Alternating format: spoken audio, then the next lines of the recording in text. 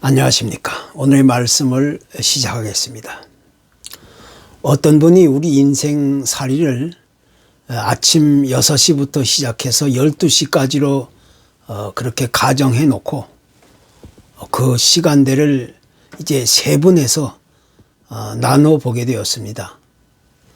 그래서 15살이면 아침 6시 20분 정도의 시간이고, 또 20살이 되면 11시 30분 정도, 그리고 30살이면 오후 4시 정도, 그리고 45살이 되면 오후 5시 반, 50살이면 오후 7시 반, 그리고 60세가 되면 저녁 8시가 되고, 65세가 되면 저녁 9시, 그리고 70세를 넘게 된다면 이제 밤 12시가 가까워지는 시간이 된다는 것입니다.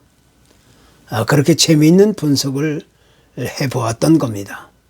한마디로 이야기해서 우리의 인생이란 참으로 짧다고 말할 수 있는 것이고, 또 그것은 너무 빨리 지나가게 된다는 이야기가 되는 겁니다. 뿐만 아니라 그러한 인생은 어느 누구에게라도 결코 다시 반복할 수 없는 단 한 번의 기회만을 제공해 준다는 그런 소중한 인생 이야기가 되는 겁니다.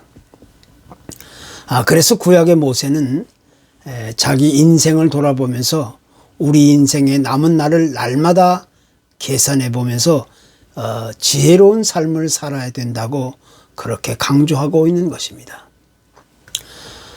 우리가 흔히 사용하고 있는 일상생활의 용어 중에 노하우라는 말이 있습니다. 이 단어의 의미는 어떻게 할지를 잘 아는 것이라고 이야기하지만, 이 본래의 의미는 사람들 사이에서 일어날 수 있는 경쟁적인 수단으로서의 기술이나 정보, 경험 등을 이야기하는 그런 단어입니다. 그러니까 이 노하우라는 단어는 원래 이 산업사회에서 자주 사용되던 말이었는데, 이것이 점차 우리의 일상생활 속에 들어와서 자주 사용되고 확대되다 결국에는 어떤 일을 하기 위한 실제적인 지식이나 기술, 능력, 요령, 비결 등의 뜻으로 이렇게 폭넓게 사용되게 되었다는 겁니다. 이런 에피소드가 있었습니다. 한국이 낳은 세계적인 성악가 조수미 씨를 모르는 사람 아마 아무도 없을 겁니다. 이분이 유학 시절에 있었던 일인데, 이제 정기적으로 교수와 만나서 연습을 하고 있었을 때입니다. 본래 이 조수미 씨는 그 악보를 보고 읽는 수준이 아주 뛰어났기 때문에 처음 대하는 그런 노래가 있더라도 대략 한 5분에서 10분 정도만 읽으면 충분히 무엇이든지 소화해낼 수 있는 그런 아주 탁월한 재능을 가지고 있었습니다. 그런데 어느 날 이 조수미 씨가 이제 연습을 잘 마치고 있는데, 교수님이 갑자기 그 악보를 바닥에 내던져 버렸다는 겁니다. 그러자 조수미 씨는 깜짝 놀라서 자기 딴에는 그런대로 잘 불렀다고 생각했는데, 이 교수님의 그 돌발적인 그 행동에 너무도 당황스러워서 아무 말을 할 수가 없었습니다. 교수님은 화를 내면서 내가 수업 시간마다 겨우 10분이나 15분 정도만 연습을 하고 오는 것을 내가 모를 줄 아느냐라고 소리를 질렀다는 겁니다. 참으로 이런 교수님의 지적에 그녀는 더 이상 아무 말을 할 수가 없었다는 겁니다. 그러나 이때 조수미 씨가 깨달은 사실이 하나 있었는데, 100명의 사람들은 속일 수 있을지 몰라도 한 명의 전문가의 눈은 속일 수 없다라는 그런 내용이었습니다. 이런 일이 있고 난 이후 그녀는 더욱더 분발해서 연습에 충실할 수 있었다는 겁니다. 한마디로 이야기한다면 우리의 인생이란 내가 가지고 있는 어떤 특별한 지식이나 재능이나 기술이나 능력이나 경험으로 이루어지는 것이 아니라 내 마음 깊은 곳에서부터 우러나오는 그 진정한 지혜에서부터 시작되어야 한다는 사실입니다. 그것이 없이는 그 어느 누구도 최고의 전문가가 될 수 없다는 그런 이야기입니다. 그래서 우리는 각자의 인생에 있어서 그 지혜의 중요성이 얼마나 크고 중요한지를 다시 깨닫게 되는 겁니다.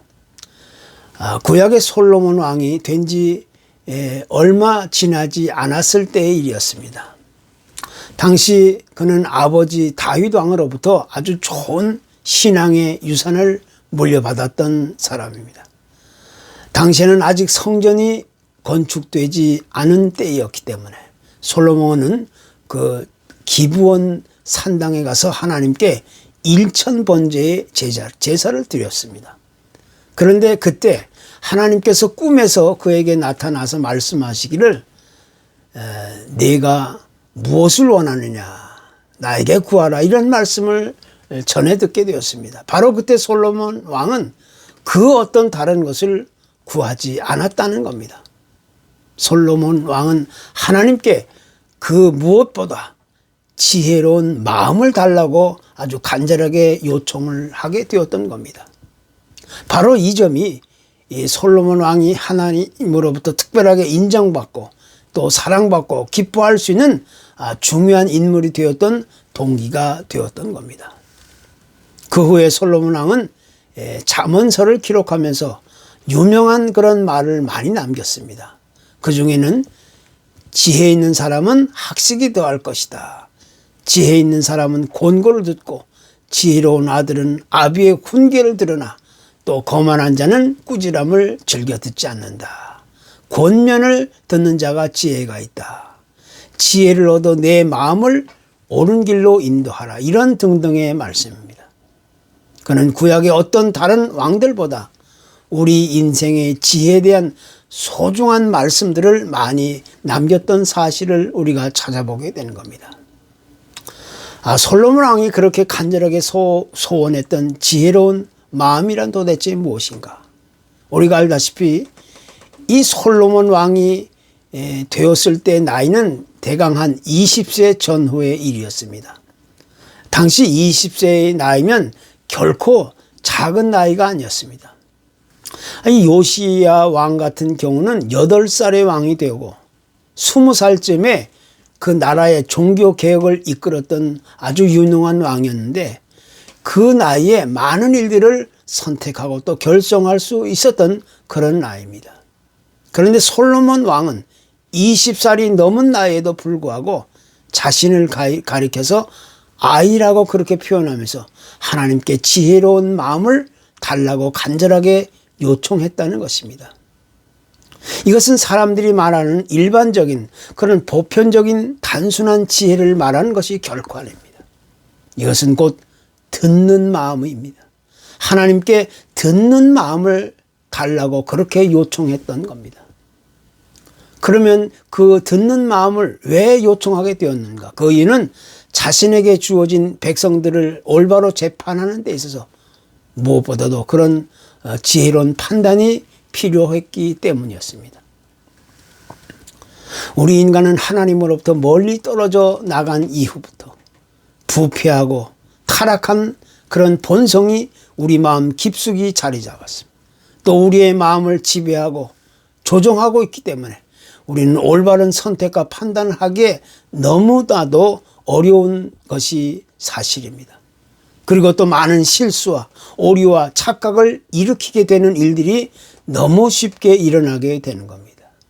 이것은 그 누구에게도 결코 예외가 있을 수가 없는 겁니다. 그래서 사람들은 마땅히 내가 가야 할 진정한 생명의 길이 어디인지, 아름답고 올바른 길이 어디인지를 잘 알지 못하고 사는 겁니다.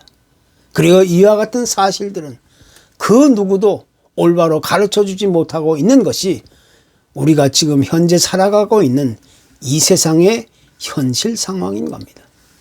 그렇지만 하나님께서는 당신의 백성들에게 끊임없이 선언하시고 권고하고 책망하시고 명령하시면서 하나님의 말씀에 귀를 기울일 것을 요구하고 있는 겁니다. 왜냐하면 그와 같은 하나님의 말씀에 귀를 기울이고 올바로 듣는 마음을 가질 때 비로소 우리 인간은 하나님이 계획하시고 멋지게 디자인해 놓으신 아름다운 축복의 삶을 얻을 수 있기 때문인 것입니다.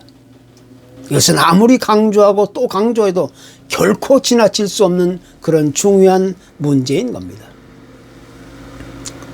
수많은 신학자들과 철학자들, 과학자들, 그리고 종교인들, 또 수를 셀 수 없을 만큼의 많은 지성인들은 행복은 도대체 어디서 오는가, 그 행복은 무엇인가, 이런 주제를 가지고 오랫동안 연구를 거듭하고 또 많은 조사를 해보았지만 그에 대해서 아주 결론적인 그런 뚜렷한 정의를 자신 있게 내놓고 있는 사람은 아직 아무도 없습니다. 도대체 사람들이 그렇게 소원하고 기대하고 바라는 그 진정한 행복이 무엇인지를 아는 사람은 그리 많지 않다는 것입니다. 그러나 성경은 우리 인간의 행복이나 혹은 불행은 우리가 처해 있는 어떤 조건이나 문제나 상황이나 환경으로부터 오는 것이 아니라 진정한 행복은 곧 하나님이 정해놓으신 마음의 길에서부터 시작된다고 선언해 주고 있습니다. 그 마음의 길이 곧 지혜의 마음, 듣는 마음이라는 겁니다. 그렇다면 듣는 마음을 강조하고 있는 이유는 다른 데는 것이 아니라 진정한 지혜는 곧 들음에서 나기 때문입니다. 하나님의 말씀을 귀담아 듣고 내 마음에 새기게 될 때 비로소 그 사람은 진정한 지혜의 사람이 될 가능성이 있는 것입니다. 그래서 신약성경 야고보서 1장 19절에도 듣기는 속히 하고 말하기는 더디하라, 이렇게 레슨해 주고 있는 겁니다. 시편 90편의 말씀은 이집트를 빠져나온 이스라엘 백성들이 40년이라는 그런 기간 동안 그 거친 광야를 보내면서 실제로 경험했던 인생 노하우에 대한 모세의 아주 기록적인 그런 내용입니다. 모세는 이스라엘 백성들을 이끌어가면서 수많은 동족들이 광야에서 쓸쓸히 죽어가는 그런 비극적인 모습을 옆에서 지켜보며 또 인생의 괴로움과 아픔과 고민을 함께 경험하면서 우리 인생의 길이 도대체 어디에 있는가를 깊이 생각했을 것입니다. 그리고 그때마다 우리 인생이 얼마나 불확실하고 미련하고 또 덧없는가를 깨달으면서 참으로 지혜로운 인생이 어디에 있는가를 그렇게 찾게 되었던 겁니다. 그는 무엇보다 하나님께 지혜로운 마음을 달라고 간절하게 기도했습니다.